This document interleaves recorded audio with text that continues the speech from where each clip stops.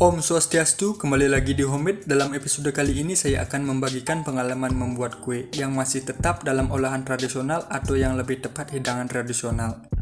Bahan yang saya gunakan diantaranya ada tepung ketan, parutan kelapa, gula, garam, pewarna makanan, dan vanilla essence. Dari metodenya saya campur terlebih dahulu bahan menjadi satu tempat. Namun bisa masukkan secara bertahap. Dari tepung ketan putih, gula pasir, dan garam, kita aduk sampai merata keseluruhan adonan.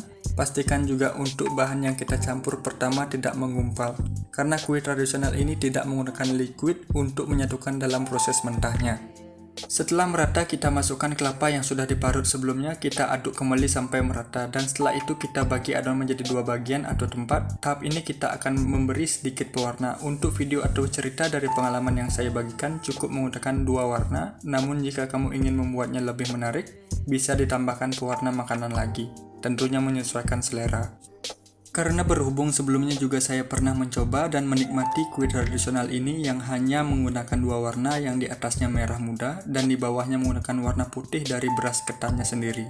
Maka dari itu saya cukup menggunakan dua warna dan sedikit saya campur dengan vanilla essence ke dalam adonan yang berwarna putih agar sedikit wangi.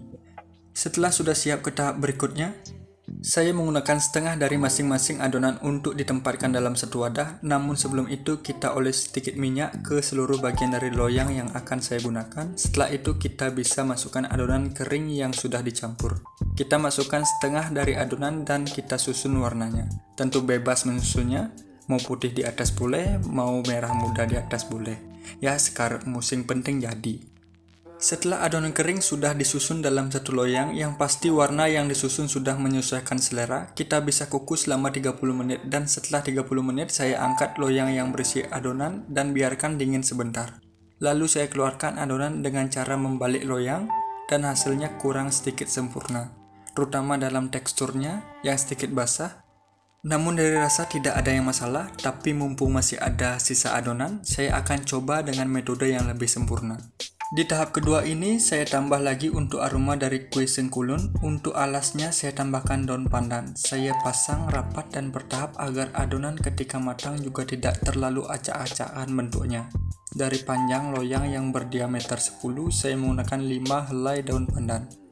Setelah semua sudah terpasang, saya rapikan sedikit. Setelah itu kita masukkan kembali adonan dengan susunan yang menyesuaikan selera. Lalu kita kukus selama 30 menit. Nah, mungkin masalah di awal yang membuat tekstur dari sengkulun atasnya basah. Karena tutup yang digunakan dalam kukusan terlalu mengeluarkan uap dan menimbulkan air yang jatuh ke dalam loyang yang berisi sengkulun. Untuk metode kedua, saya bungkus tutup dengan anduk dapur agar uapnya tidak meneteskan air ke dalam adonan.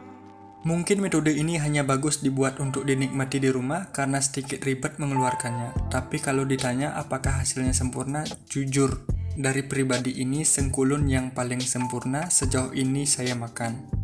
Karena tekstur luarnya kering dan menyatu, tapi sangat legit di dalamnya. Dan wangi yang dikeluarkan tidak bertabrakan. Sangat memberi keharmonisan dalam mengunyah sengkulun yang dibuat. Sengkulun atau kue tradisional ini ada beberapa penyebutan dari sebagian daerah. Namun sekian dari pengalaman kali ini yang saya bagikan membuat sengkulun. Dan ciao! Tapi bohong, saya kembali, sayang ditinggal nanti dimakan rayap. Dan terima kasih yang selalu setia mantengin di setiap episodenya. Dan bagi teman-teman yang baru, terima kasih juga sudah menyempatkan waktunya sudah melihat maupun menonton sampai selesai. Jangan lupa like, comment, share, and subscribe. Semangat bertemu di episode selanjutnya. Ciao!